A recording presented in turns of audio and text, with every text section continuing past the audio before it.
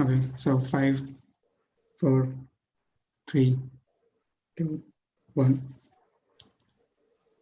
Hello everyone.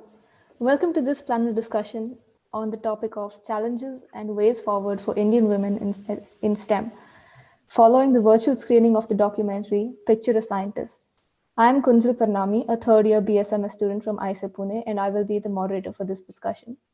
I am delighted to have here as panelists Reeteka Sud, Nandita Jayraj, Sudha Rajamani, and A. Mani. I would like to introduce them. Reeteka Sud is a neuroscientist and the research coordinator of ADBS lab at NIMHANS Bangalore.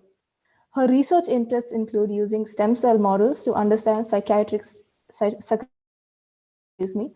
She is enthusiastic about science communication and education. She is also a member of 500 Women in Science, is an eLife ambassador, and is one of the founding members of ISRC, Indian Scientists' Response to COVID-19. Her articles have been featured in Science magazine, I Wonder, and news outlets including The Wire, The Hindu, and The Times of India. In the past, she has worked with India Bioscience as an education coordinator and the Collaborative Undergraduate Biology Education Gazette, or the CUBE Gazette, as a faculty advisor. She is an alumnus of the Perelman School of Medicine at the University of Pennsylvania. During her tenure there, she was awarded the Young Investigator Fellowship by the Alzheimer's Drug Discovery Foundation, New York. Our next panelist is Nandita Jayraj. She is a co-founder, editor, and reporter of the award-winning feminist science media project, The Life of Science. The Life of Science is a platform chronicling the many contributions and experiences of women and minority scientists working in different fields all over India. It aims to examine and exhibit the state of the field of science in India for minority and women scientists. A. Mani is a research scientist at the Indian Statistical Institute, Kolkata. She specializes in algebra, logic, rough sets, mereology, and vagueness, and is a leading researcher on the foundations of rough sets. She has been associated with the University of Calcutta and HBCSC, Tata Institute of Fundamental Research at Mumbai, as a visiting faculty until recently, and is a senior elected member of the International Rough Set Society. Sociological issues in the context of STEM education are also of much interest to her, and she is in the organizing committee of MES 11, the flagship international conference of the Mathematics Education Society. Mani is also an active lesbian rights and free software activist. Finally, Sudha Rajamani is an associate professor in the Department of Biology at IISER Pune. Her research interests include the origins of life, astrobiology, and synthetic biology. Prior to heading a lab here at IISER Pune, she was a postdoctoral fellow at Harvard University and at the University of California, Santa Cruz. This discussion is coming after the screening of the documentary Picture a Scientist. Allow me to give a short synopsis of the movie for those who have not seen it. The documentary Picture a Scientist basically follows the experiences of women and minority scientists with harassment, discrimination, and bias in academia. And it chronicles a groundswell of researchers who are trying to write a new chapter for women scientists in America. Biologist Nancy Hopkins, chemist Rachel Burks, and geologist Jane Willenbring led viewers into their own experiences of discrimination in the scientists, leading from brutal harassment to years of subtle slights. Along the way, we see many experts, social scientists, neuroscientists, and psychologists provide new perspectives on how to make science itself more diverse and equitable. This documentary was an official selection of the 2020 Tribeca Film Festival, which was postponed due to the COVID-19 pandemic. I now invite our panelists to give their opening remarks and start the discussion.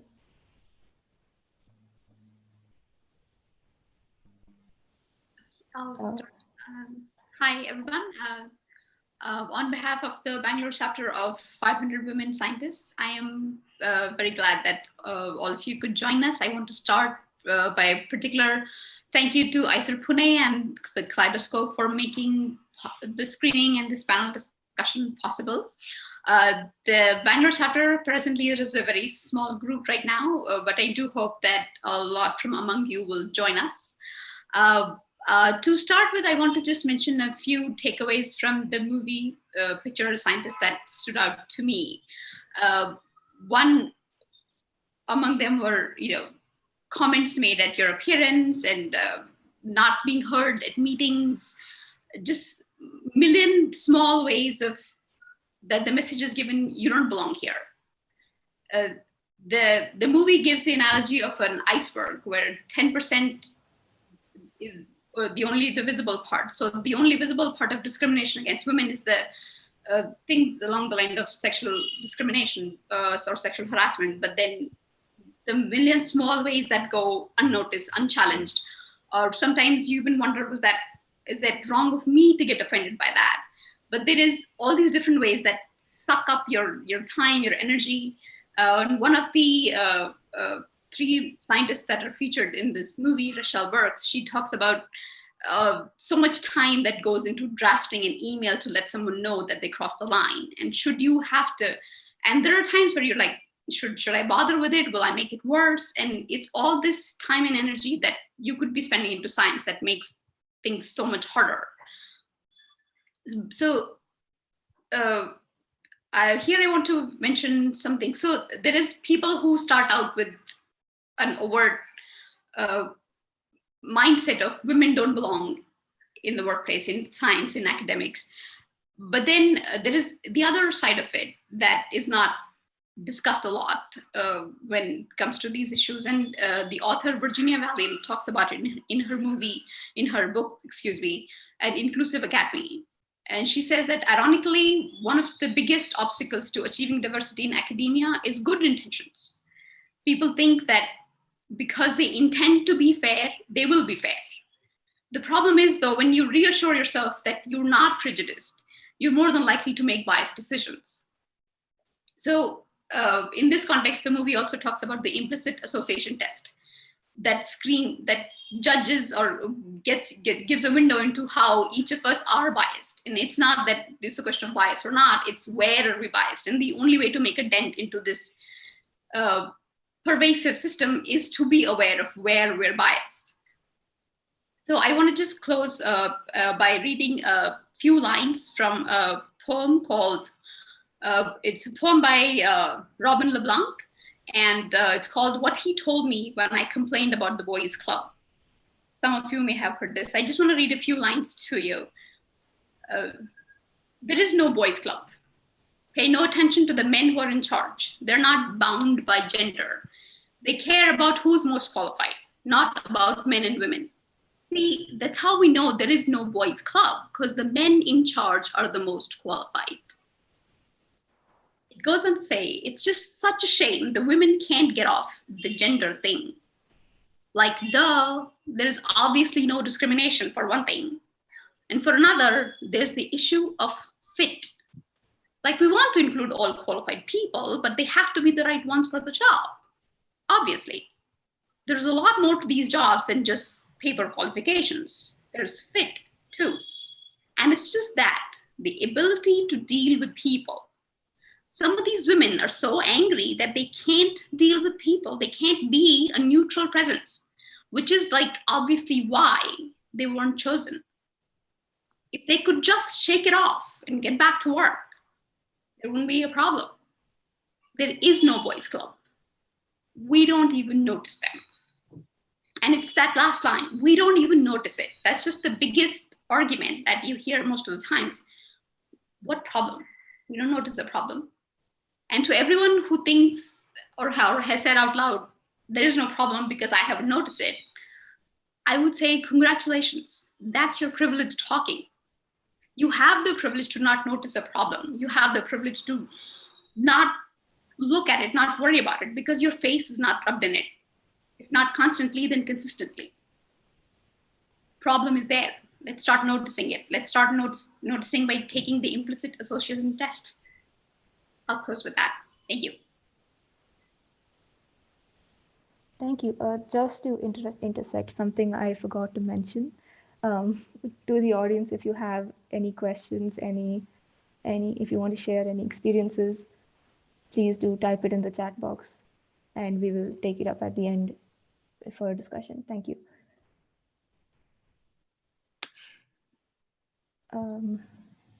Nandita ma'am, would you care to share your? Yeah, I think I will also just pick three small moments in the movie that that stuck with me, and these are really tiny moments, and because I feel the bigger moments we will probably discuss in the course of the in the course of this panel discussion. One is I think it was Rachel Burks who said this, but I can't remember. But she, in one of her moments when she was really doubting her own ability and her own aptitude, she said that she was wondering how is this other person able to do so much stuff, so much, publish so much and do so much stuff. And then she realized it's because they don't have to do any of this stuff that she's doing, navigating through all of this really unnecessary bullshit, which was very unrelated to the kind of work that she was doing. And I think this stuck with me because of our obsession with merit and our institute's repeated telling us again and again that they only look at merit, they only look at so and so factors to judge the ability of a scientist. But we have to also look at who are the people who have the privilege to chase these benchmarks relentlessly without being bogged down by all these external factors. So that's one. And another one is, I think one reason why Picture Scientists is and will do really well as a movie is because of the amazing data that the film presented, thanks to Dr. Nancy Hopkins and everybody else at MIT, and of course all the various other studies that fell after it. In India itself, we have the Women in Physics group who are doing some amazing work to put some numbers to everything that we talk about. But also, it's important, and multiple scientists in the film pointed this out about how much work this is, and in our appreciation of this is great, this is amazing, we all should do this, we should not step over into implying that women scientists or the groups affected have to carry the burden of doing this work, of doing this data work, and only then do we have the right to expect change. So this is an enormous thing that we are asking of people, and I think part of the reason Dr. Nancy Hopkins and others could do it is because they'd reached the privilege and they had the freedom and the atmosphere at MIT to do this. So yeah, so just something to keep in mind.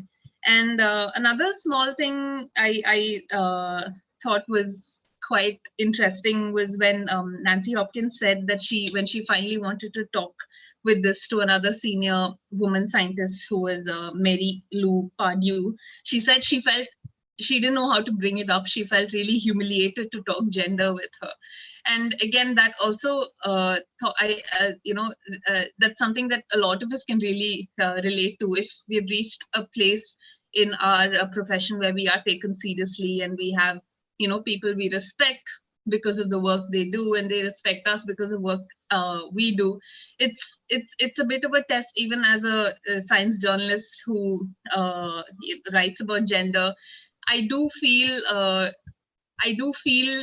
little wary of, okay, now I have to reveal to this person that, I have like all these thoughts about gender, and I'm a really strong feminist, and other, so this fear that that our standing in the eyes of somebody respectable will fall if we talk about gender is so real and holds back so many of us in science from speaking out and from doing something organized, doing something something to actually tackle this problem. So it was a little comforting to see that, okay, even Nancy Hopkins felt it and she overcame it, and the results was so powerful. So I hope it inspires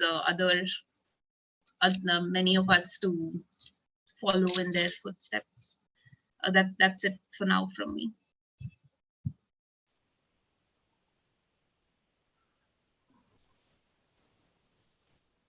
Thank you, ma'am. Professor Mani, could you give your perspective on this?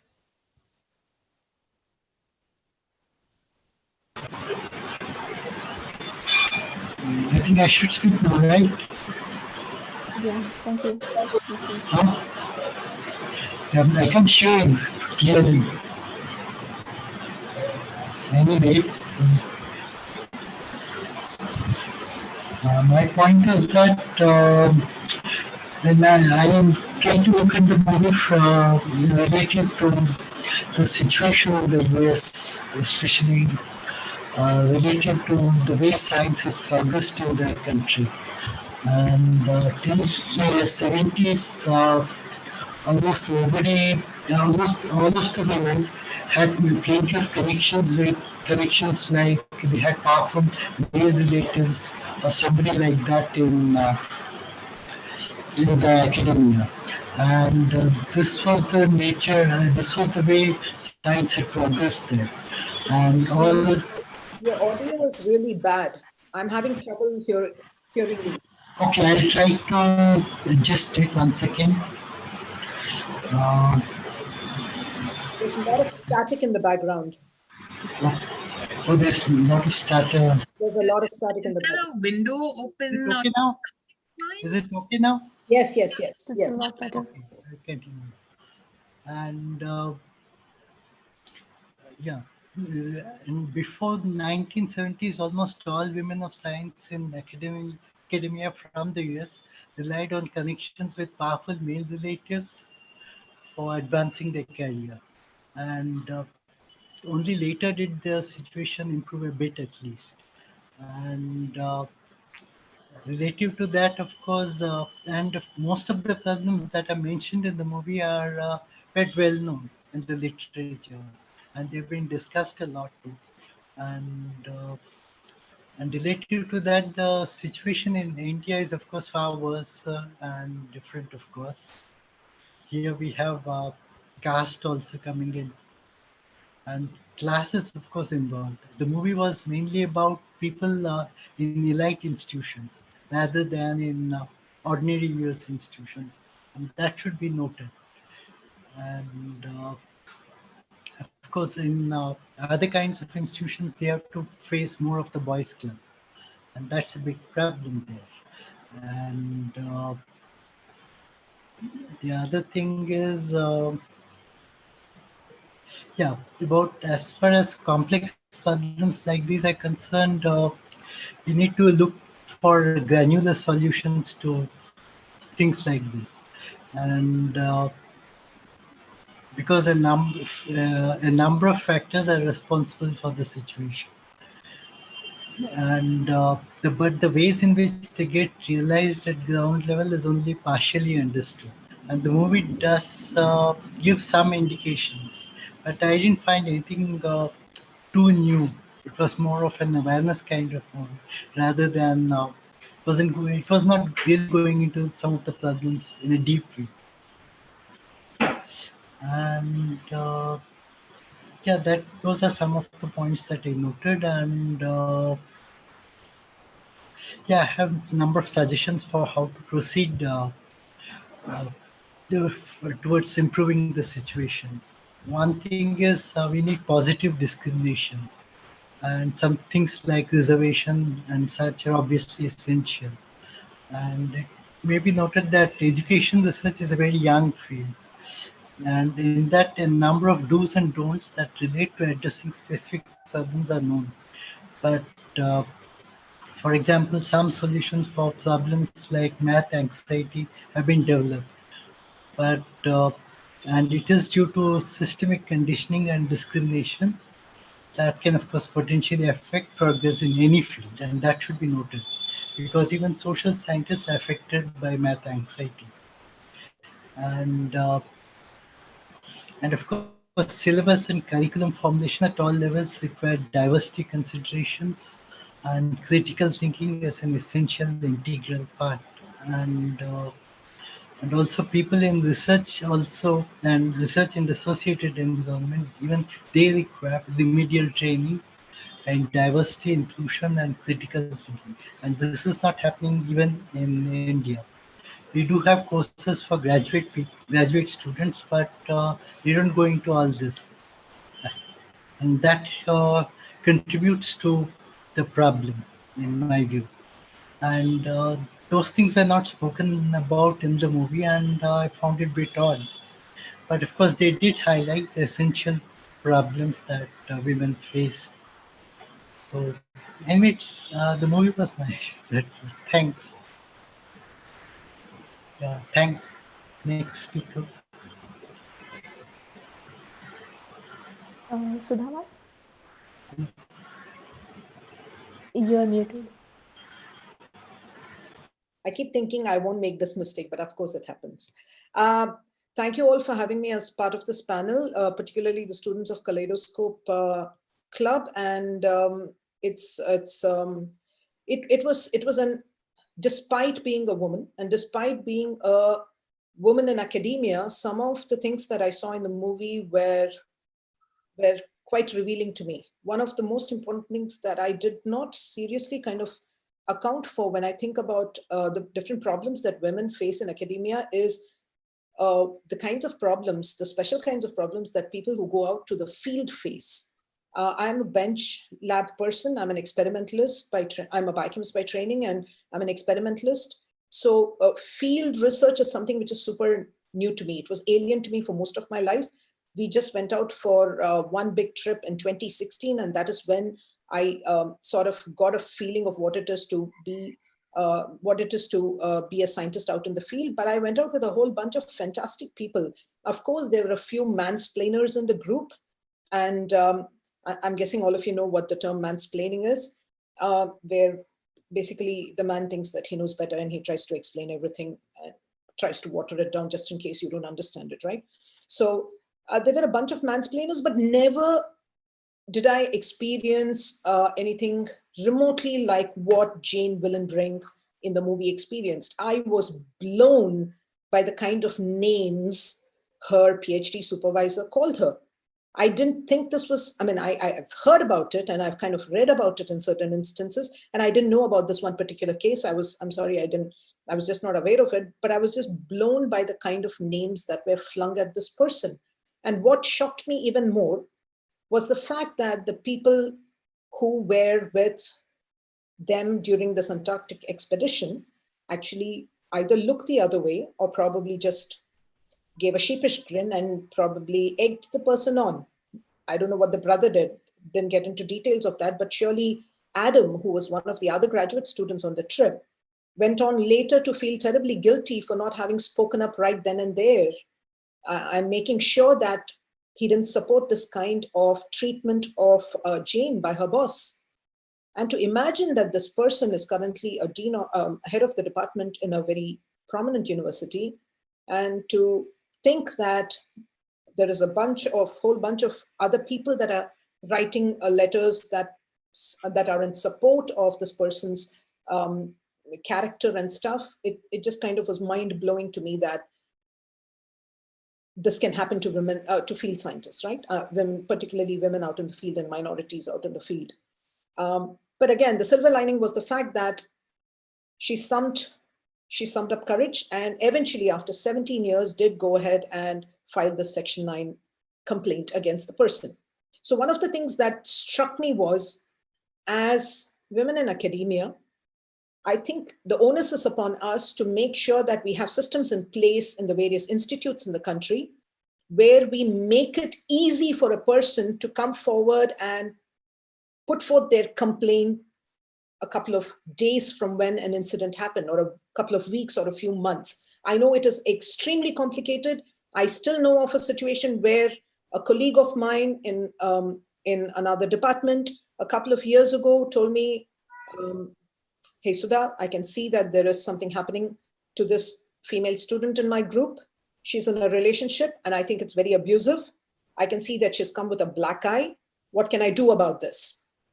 And then I was like, let's complain. Let's go to the internal complaints committee and complain about this person, right?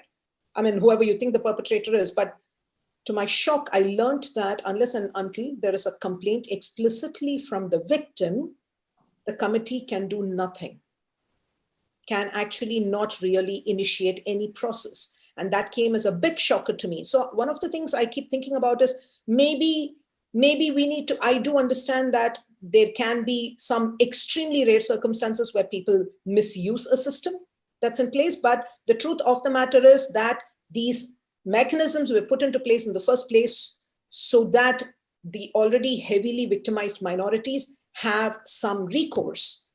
But then to imagine that there is no way for anybody else to sound an alarm, that kind of boggled my mind. And that is something I think we all need to seriously think about, because only then can we not have a Jane Willenbring kind of situation, because probably one of the things that might have weighed on her mind is also how things would be perceived, right? She waited to finish a PhD. She went on to get a job. She went on to make sure that she got tenured before she took on, she could sum up the courage to take on this guy, because there's a big name in the field, the PhD supervisor. So I feel like there a lot of work has to go into putting systems in place where the victim is reassured of the fact that their complaint will be given a fair hearing. So this is something that kind of stood out for me from the movie, and then which immediately made me feel like we should try and make a difference in our systems so that we kind of don't have to wait for 17 years before somebody can complain about this, right? The other thing that also stood out to me was a comment that Nancy Hopkins made. And this is something that I think very unconsciously, it's one of the biases we all have towards a stereotype that is perpetrated, right? As a woman, you're expected to behave in a certain way. The second you are a person who speaks their mind, a person who is brutally honest, you are perceived as aggressive, and you are perceived as somebody who is like, oh, you know what, you need to keep your distance from this person kind of stuff, right? I think I'm one of those people. I am perceived as a reasonably in-your-face person. I mean, maybe somebody else will say the term aggressive. I don't want to associate it with me, but I am considered an in-your-face person. And I think that comes from the fact that women are expected to behave in a certain manner. So there is this notion, sab aapse thode darte hain. I think it's okay, yaar, darne do. It's okay. If it means that you are taking a stand and you are making sure that nobody is perpetrating SHIT against you, it is okay to be perceived as an aggressive person. That is fine. So this is something that Nancy Hopkins said that kind of like, it was one of the things that came to her mind. How will I be perceived if I actually go back to the provost and complain a second time? And then she said that incident where the lab space thing was something that she was trying to highlight, was just not kind of, she collected all of this data, systematically collated it, and then she went back to that same space guy. I'm calling him space guy because he was in charge of the space. He wouldn't even look at the data. She said that at that instance, I decided to become a radical. And I think at that instance, she made this decision that, screw it. I'm not going to care about how somebody perceives me.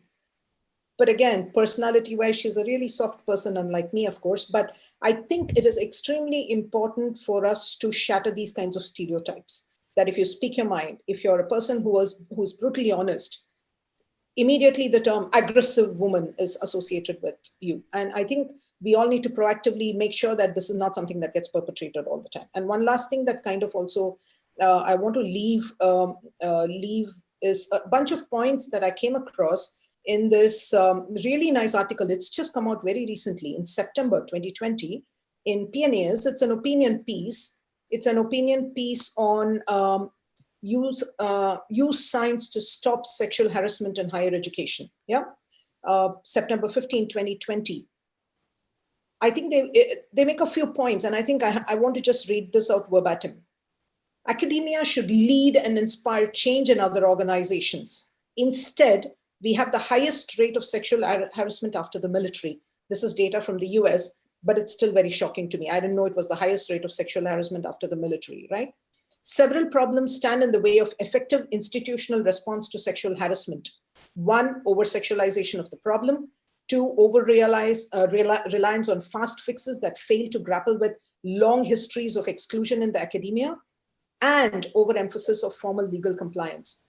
We need a radical redesign of anti-harassment efforts in higher education. This is a tall order, but decades of research can guide this work and brave leaders can implement it. So I think it's extremely important for us to make sure that we have brave leaders at the helm who will make sure that we kind of have this overhaul of all the power structures that exist in academia that end up supporting these kinds of things in a very, sometimes in a very unconscious manner and sometimes in a very overtly obvious manner. I'll stop with this and the rest of it can be continued during the discussion. Thank you, ma'am. So you'd mentioned just a little point that I'd like to put out there. You'd mentioned that mentioned how long such the power imbalances that sort of bring this, that prevent people from speaking out until they have solidified their position as much as they possibly can. And this was also mentioned as a problem in the film, and I think it is a problem that the structure of academia itself currently provides an environment where this sort of thing can happen, and where people cannot say anything without facing repercussions. So how would all of you think that this can be changed? Sorry, can you hear me? That's better now, but I think I did hear your question. Reeteka, you want to take that first? We'll go in the same order, maybe. It's $1 million question. Right, should I repeat myself? I'll repeat myself. So basically my point was that the power structure and the dependence of the student on the PI or the mentor does provide an environment where this sort of thing is accepted, where your image is very important, and where impressions play a huge role. So how do you think that this sort of thing can be changed? And yeah.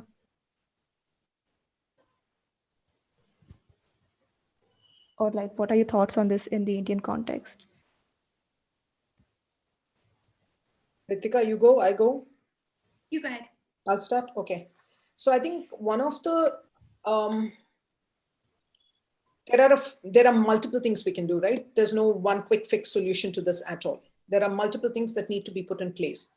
And I think one of the important things that we need to account for is evaluation of the mentors by the students. So you know how in multiple places we have, even if you're a research student, you have an evaluation component where the mentor evaluates the student, but the reverse doesn't exist.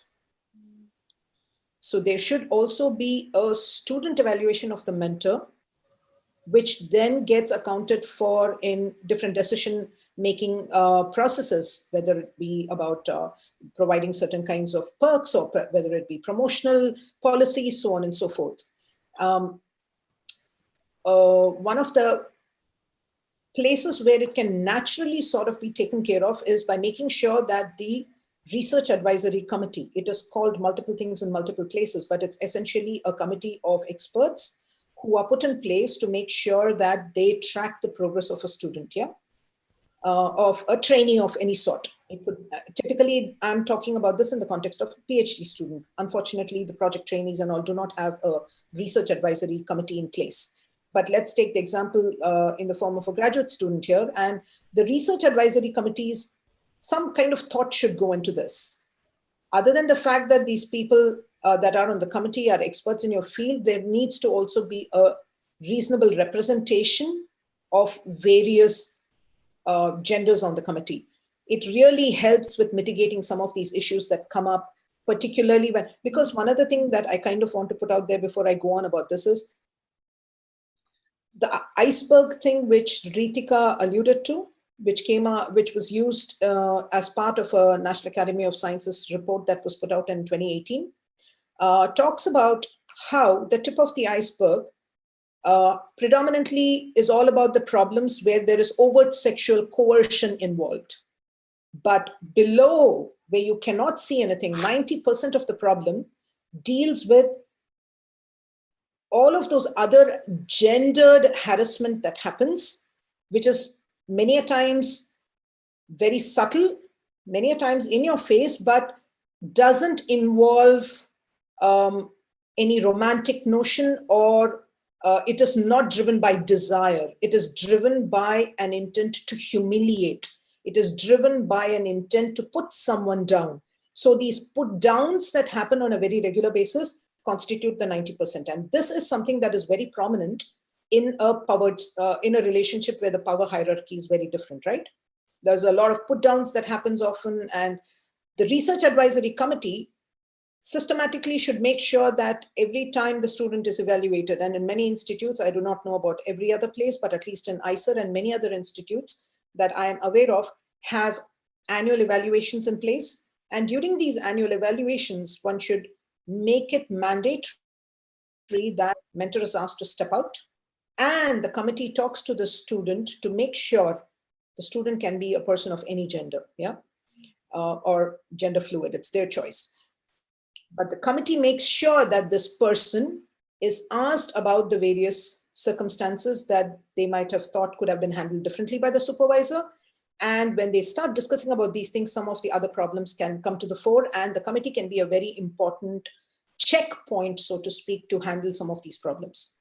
And there are multiple other remedial measures that institutes can indulge in to make sure that these things can be mitigated at several levels. This whole concept of an ombudsman, it is probably non-existent in most institutes in India, and many of you can correct me if I got this wrong. And even in those institutes where there's an ombudsman, I'm really not sure how effective this ombudsman's role is. It's unclear to me at all. So if I have any such issue, will I go to the ombudsman that the institute has appointed? I am really not sure. I do not actually know who the current ombudsman is. That's another thing. I knew who the previous ombudsman was. So there is that much of lack of information about this person and their role in mitigating a lot of these issues. So that is also something that institutes should systematically sort of institute in place and make sure that these are not naam ke vaste, show ke liye, right? These are all serious mechanisms in place that will actually work when there is a need, and there's always a need. And also increasing the number of representatives, women representatives and leadership positions, super, super, super crucial. The truth of the matter is that representation of women as we go higher up, the leaky pipeline that people have been talking about, it really gets super worse at the top. Yeah. In the higher echelons, it's like, look at the deans, look at the chairs, look at people who make the most important decisions. Representation of women is really poor. In India, I think we might be a little better off than in the US, but again, that's still in some of the premier institutes in India.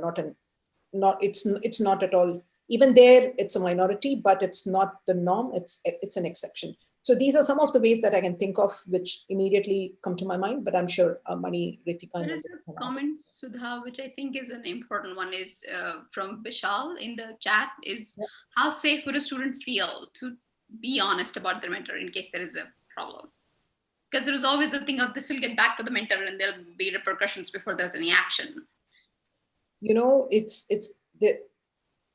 like Reeteka, I'm going to borrow a phrase she used just a while ago, $1 million question. You know, it's really, really, I guess we need to send this message to the weakest people in the link. Yeah. Where if we look at the power hierarchy, I think institutes should systematically make sure to send this message that your complaint will be taken seriously and your complaint will be dealt with in the most sensitive manner. Unfortunately, despite many of these processes requiring high amount of secrecy, making sure that people do not reveal certain names and so on and so forth, for better or worse, people tend to discuss.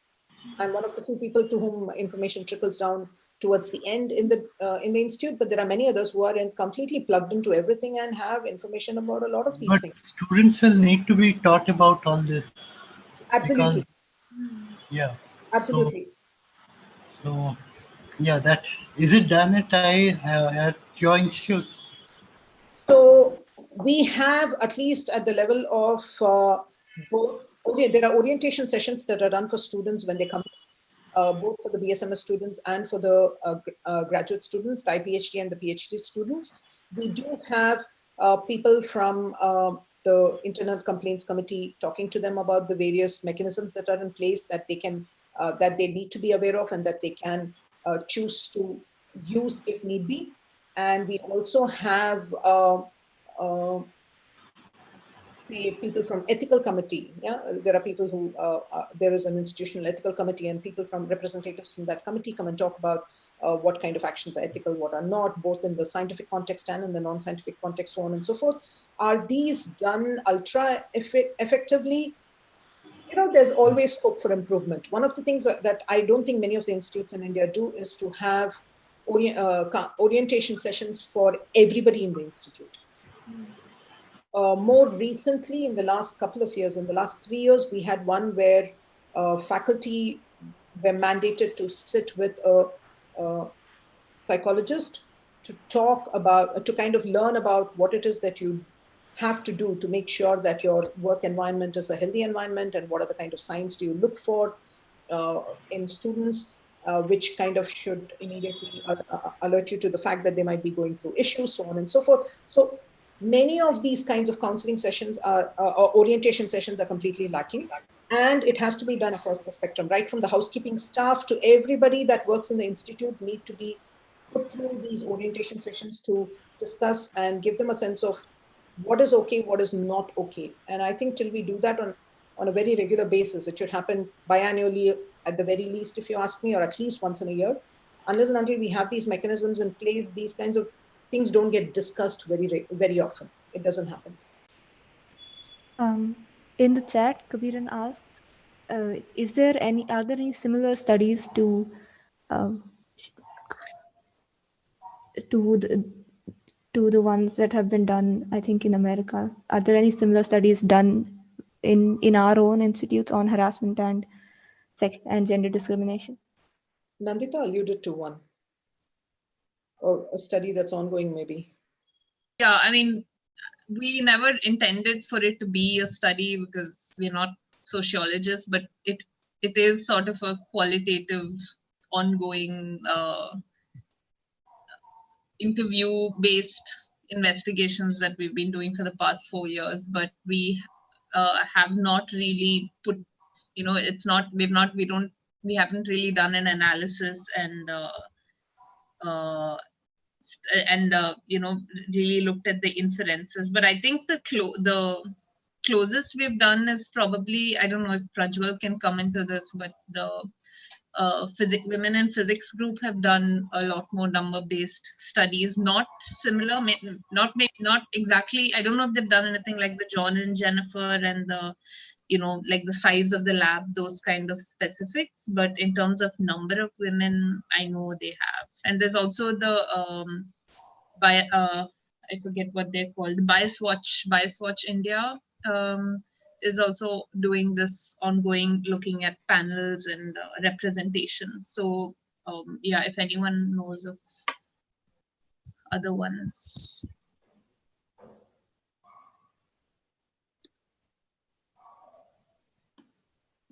Yeah, these are really shocking. These found in the from Bias Watch India, 40% of the conferences across fields, no single woman speaker.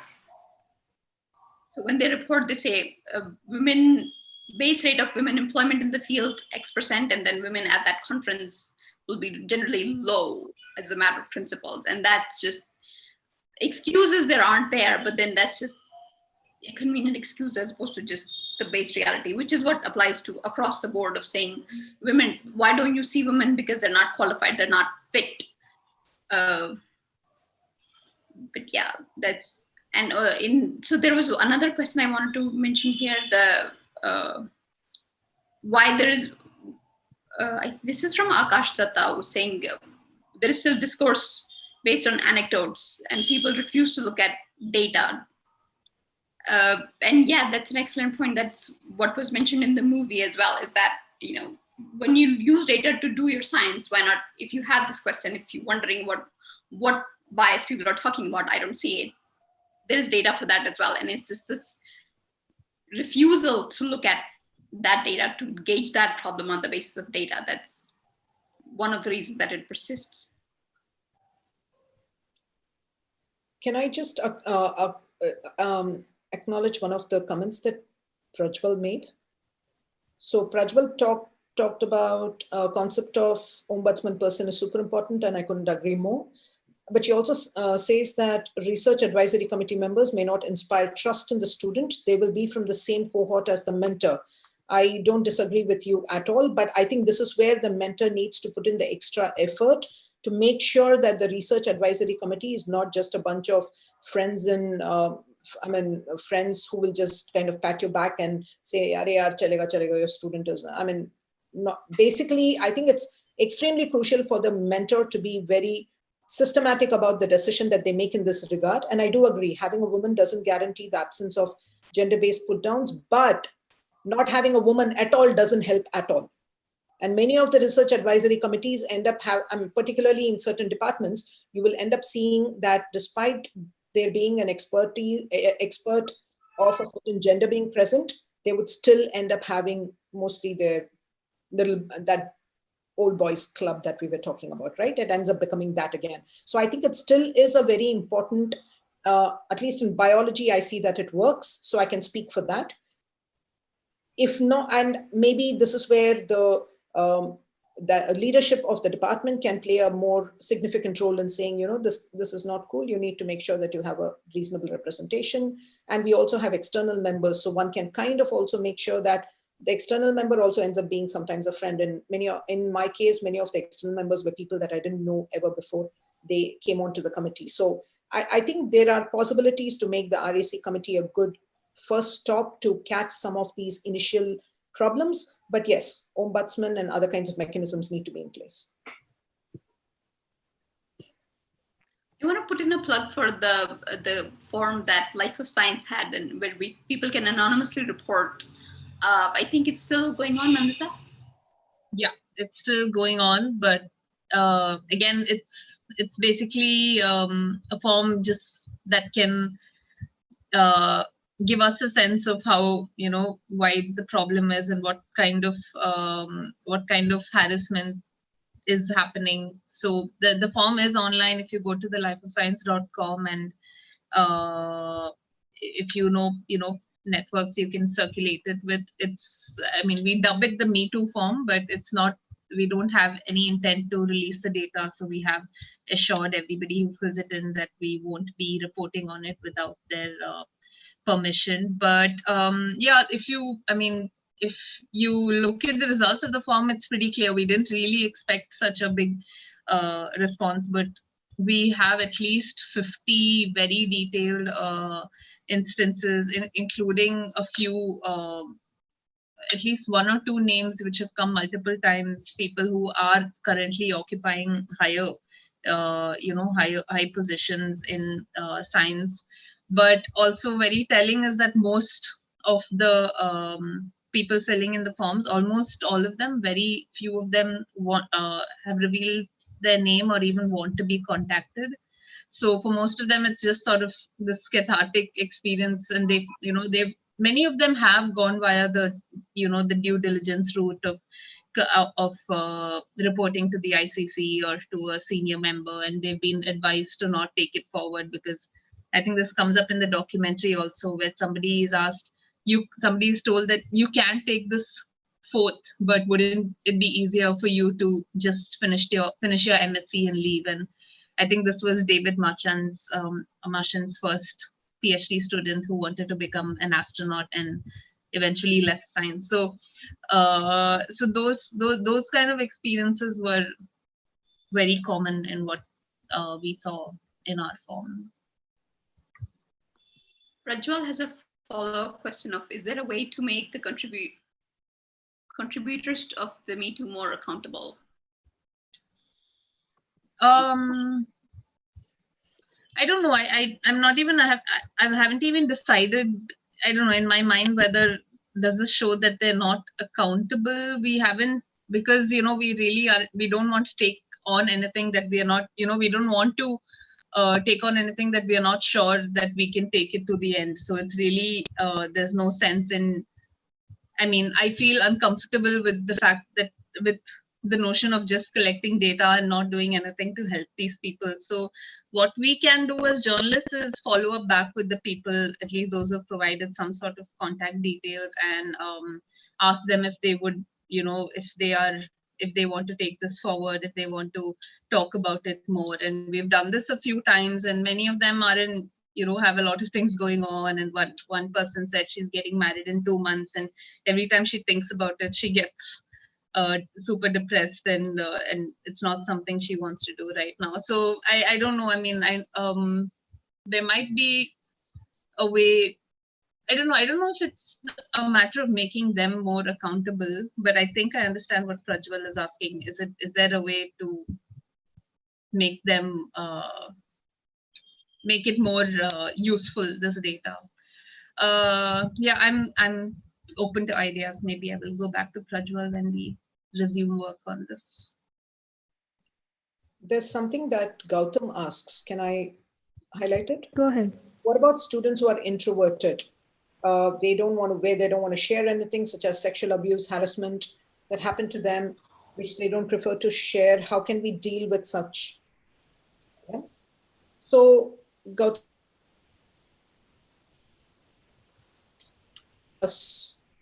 there needs to be, at some point you need to start, right? So maybe some of these introverted people, I think everybody has at least a friend, right? So maybe that they can kind of confide in them to begin with, because to share is to acknowledge and then to start healing in the first place. Having said that, more formal processes could be trying to talk to the counselors that are associated with your institute. They can be, there's a confidentiality aspect angle to it. So you can go and sort of talk to them about your situation, so that you can try to figure out, is there any way that you can deal with it more effectively, rather than you sort of sitting with it and trying to, I'm talking about the introverted people, rather than them sort of sitting with it and just letting it fester. So maybe they can be they can be a means to try to acknowledge and to try to see if there's a workaround for the situation. If the counselors feel like there is a really worrisome situation, there are certain other mechanisms in place where they can involve and invoke certain other processes to involve certain people to escalate it. However, I think these might be some of the ways in which you can at least initiate this conversation. One thing I think will really help is institutes need to have peer self-help groups. Peer groups with, I mean, people are much more comfortable talking to their own peers. So I don't know, I think I heard about this one group called Saheli? No, not Saheli. I'm not saying this right. These are basically students who are not introverted and think a lot about these kinds of problems and are ready to sort of be there to listen to you. I think institutes should make sure that there are these kinds of peer self-help clubs or peer self-help folks that are available for other students to be able to talk to. I think it reduces the delta G a lot. It becomes easier for you to go and talk to your own peer. Thanks. Another, I think, another interesting comment from S. Krishnaswamy is that gender harassment is structural, and the enormous presence of various kinds of discrimination sort of ensures that that it continues and is propagated. And in that context, perhaps in that context of oppression and harassment, if perhaps making the process of a formal complaint not as taxing might also help people, especially introverted people or people who don't want to go through the process over and over again, might make that easier for them.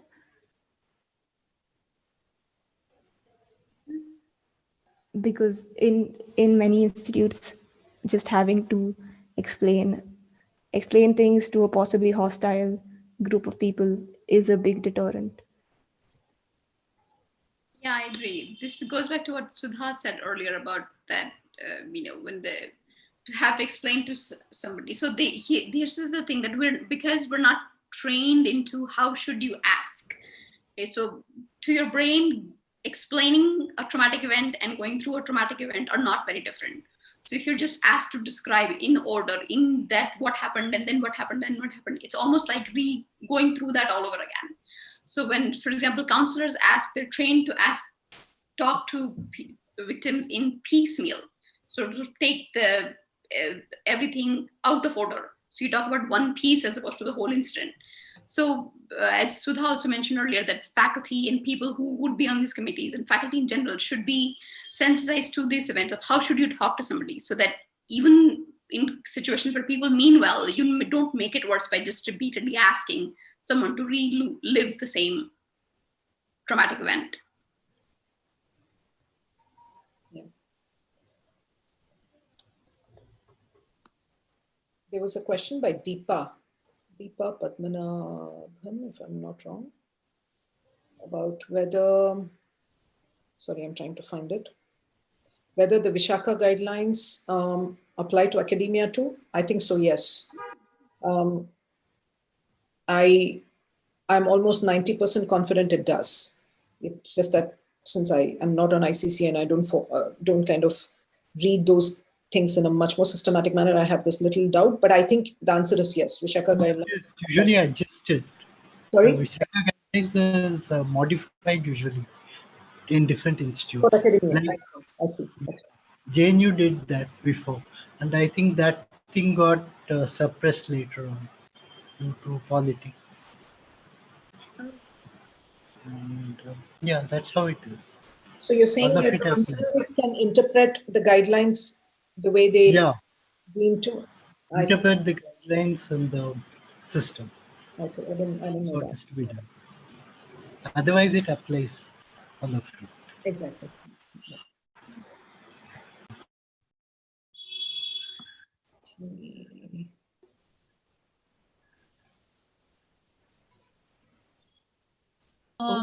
I just wanted to bring up one more point about allies and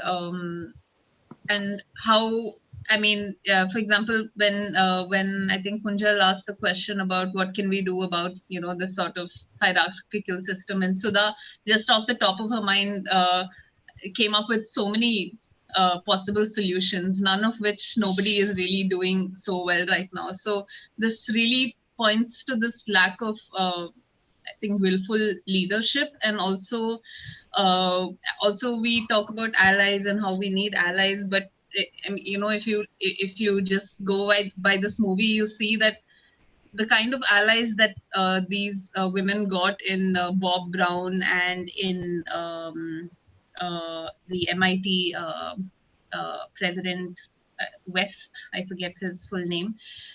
So I mean, that level of allyship is what we need. We don't just want retweets and likes and things and optical ways of support, but I mean, we have to remember that David Marchant was just given a 3-year vacation as punishment for what he did, and if Bob Brown did not come and overturn the hearing of the committee, then he would have just come back. And this is what is happening with a lot of sexual harassers in Indian academia as well. We don't really know what is happening to them. There are, if you do a Google search on some of the high profile names, you see some reports that they've come back or they're challenging the court, and most of them still have their faculty pages on the website. So there's no clarity to students, to future students, about, is this a safe place for me? Is anything happening here? There's no message going out to other people who might be doing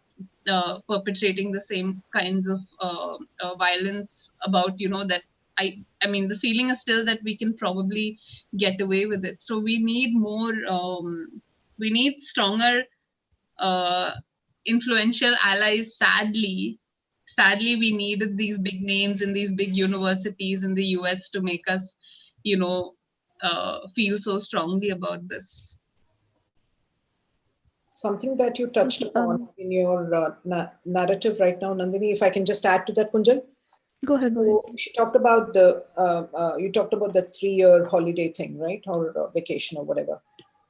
This sort of brings us to the point of what are the kind of punitive measures that we need to have in place to make it a deterrent for people to keep perpetrating this over and over and over again. And one of the things that we discussed offline is to involve the funding agencies. Funding agencies should be cognizant of these kinds of matters and make sure that the big offenders, particularly the ones who have explicit confirmed cases against them, should just not be allowed to apply for scientific funding. Many of these perpetrators are also people who end up getting big awards eventually in life, and there needs to be an acknowledgement of how there are systemic issues with this person, and this is just not a one-off thing, and hence this person has to be punished, so to speak, by the community. Otherwise, it just becomes like, slap on the wrist. Everything becomes a slap on the wrist, and it really doesn't become a deterrent at all. So brave leaders is what we want. Brave allies is what we want. As Nandita pointed out, for better or worse, we need some of these big allies who can kind of make sure that a lot of this momentum that started after the Me Too actually sees something concrete that gets put in place as formal processes that can essentially change this course that many of these problems take. It just shouldn't be slap on the wrist punitive measures. It really needs to be serious punitive measures where there are severe repercussions for this person who's perpetrating these kinds of harassment towards their trainees. Yeah. One question along with that sort of is connected to this from Preeti Khal. She says one important point made by Mazhar in the film was that it is all of us who are responsible for. Of course, there are horrible cases, and there are people who harass and people who can be considered evil men, but there's also a huge component of bias within people who that makes them people sort of instantly put the blame on the victim, saying, "Oh, he's a well-known person. There's no way he's that bad," or well, it's not like she belonged anyway, or things like that. This instant suspicion on people considered outsiders, and this sort of bias is ingrained in people, and it's really hard to spot, and it's hard to get rid of. So Preeti says that we should take cognizance of this and move towards complex and sustainable solutions, as well as simply punitive ones, along with, of course, punitive measures against abusers and harassers. So, and not just, not just gender-based discrimination. We talk about, like, a lot of us were shocked when Jane's colleague said that he was witnessing all this,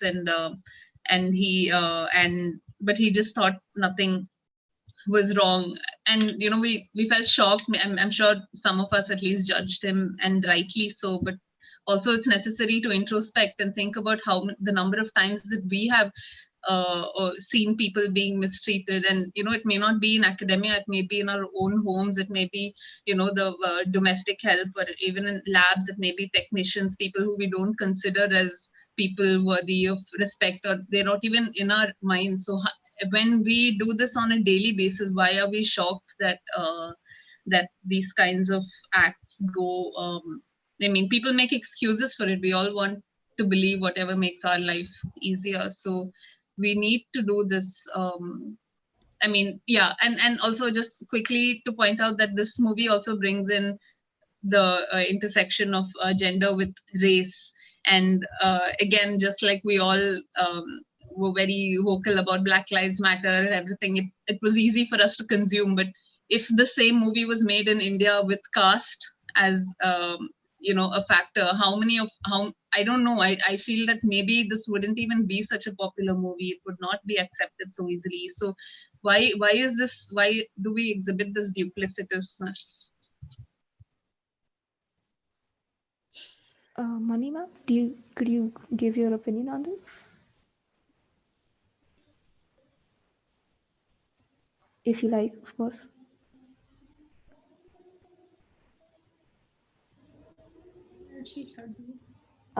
Hello, Mani ma'am, could you give your opinion on this? I think you've been. You mean- Yeah, what was your point? Can you repeat? Nandita ma'am was talking about the intersection of, say, the intersection of various factors Can you in. be a bit louder? Sorry. Yeah. Nandita ma'am was talking about. About? Is there an echo? No, it's okay. Okay, so You can Nandita talk. ma'am was speaking of the intersection of different, of how the film talks about the intersection of race and gender in scientific spaces, and also how easily Indians can consume and support Black Lives Matter while also not looking at the aspect of caste in our own spaces and how that affects. Yeah, that is obviously important, and the intersection is fairly severe. And yeah, we need comprehensive uh, systemic support for handling the issues, and much of that is missing in India. We do have things like positive discrimination for say things like reservation for scheduled castes and all, but that is not really helping to a large extent, because just reservation cannot help in transforming the society as such. But and there's no real education offered for fighting caste discrimination, say in schools and colleges and all. So the problem starts right at the school level itself, and as we progress further, it becomes worse and worse. And that is how things are. And yeah, I think everybody should take up the issues, and that may help little more. Because if the government is not doing much, I think we still should not sit back. I think yeah, we really need to go. We need to take the initiatives ourselves. I think that may be one way forward. That's it. Thanks. Thank you. Yeah, any comments? Like, Okay, thanks.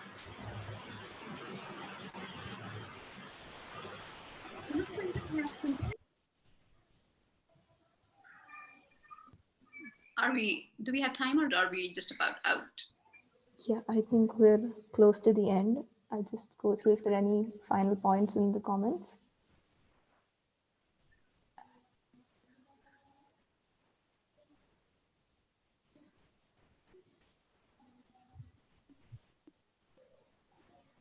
Is there a way you can save the comments, Kunjal? I mean, some of them are making some really comprehensive.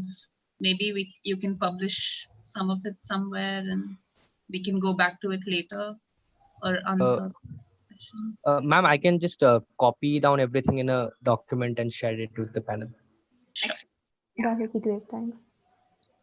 So I think in conclusion, I think we can, one last comment from Prajwal Shastri, which I think is really nice, that as of right now, the state of Indian academia in terms of discrimination and harassment is not very good. And so perhaps we should aim for persuading institutions from shifting their image from like a sort of bastion of perfection where nothing bad happens, to accepting that bad things can happen in an institution, and it is healthy to strive, and it is good to strive for a healthy academic climate and work to achieve that rather than just living in denial. And one other point was training and spreading awareness, mandatory training in gender sensitization, discrimination, and ally training for senior, for all levels of in academia. Academic members, advisors, funding bodies, everybody. So I think that's a good point to end on.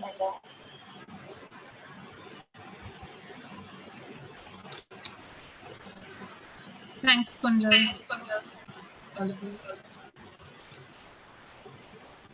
So thank you all the panelists for being here and sharing your opinion. It is really good to participate in this conversation with all of you. Thank you, Kunjal. Thank you. And of course, thank you to the audience for coming in with good points and engaging. Yeah, thanks everybody. So.